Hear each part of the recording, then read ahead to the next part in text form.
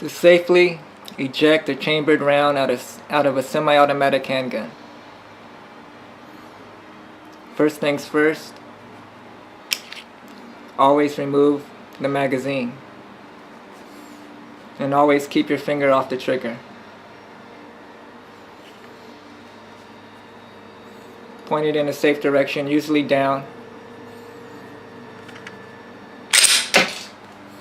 Eject the round.